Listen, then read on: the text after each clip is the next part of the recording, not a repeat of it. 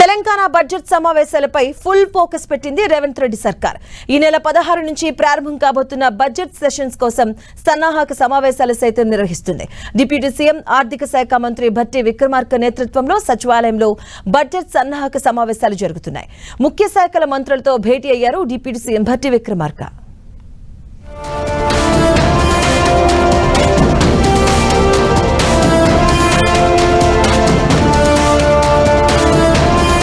తెలంగాణ సచివాలయంలో pre budget meetings కొనసాగుతున్నాయి.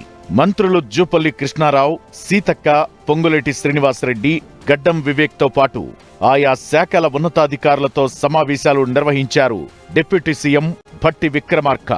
రాబోయే 3 సంవత్సరాల్లో రాష్ట్రంలో శాశ్వత భవనాలు లేని గ్రామ పంచాయతీల అన్నింటికీ శాశ్వత భవనాలు నిర్మించాలని సూచించారు.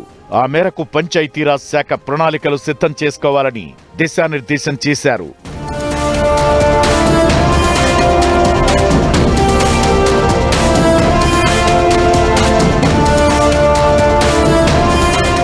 రాష్ట్ర వ్యాప్తంగా స్థలాలు అందుబాటులో ఉన్న చోట తహసీల్దార్, ఎంపీడీఓ ఆఫీసులు కలిపి నిర్మించే అవకాశాలు పరిశీలించాలన్నారు డిప్యూటీ సీఎం మల్లు భట్టి విక్రమార్క.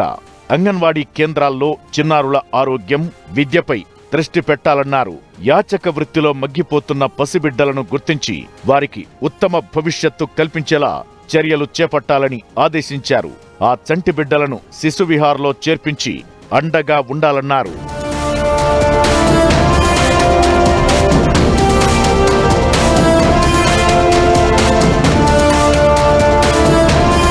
యువతకు ఉపాధి కల్పించే విధంగా అడ్వాన్స్డ్ టెక్నాలజీ సెంటర్లలో కోర్సులు రూపొందించాలని గ్లోబల్ సమ్మిట్ సందర్భంగా ఎంఓయూ కుదుర్చుకున్న కంపెనీలను సంప్రదించి అందుకు అనుగుణంగా ఏటీసీ సెంటర్లలో కోర్సులు ప్రవేశపెట్టాలని సూచించారు డిప్యూటీ సీఎం భట్టి.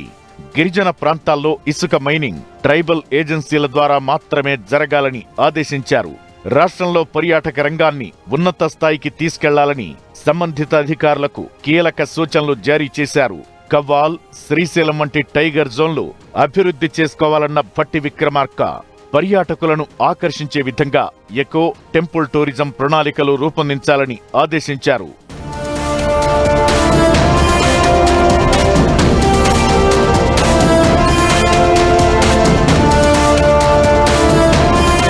డ్రగ్స్ మహమ్మారిని నిర్మూలించేందుకు యువతను చైతన్యం చేయాలన్న డిప్యూటీ సీఎం భట్టి డ్రగ్స్ వినియోగం ద్వారా జరిగే నష్టాన్ని కళ్లకు కట్టినట్లు చూపించే విధంగా గ్రామ స్థాయిలో కళారూపాలు ప్రదర్శించాలని సూచించారు.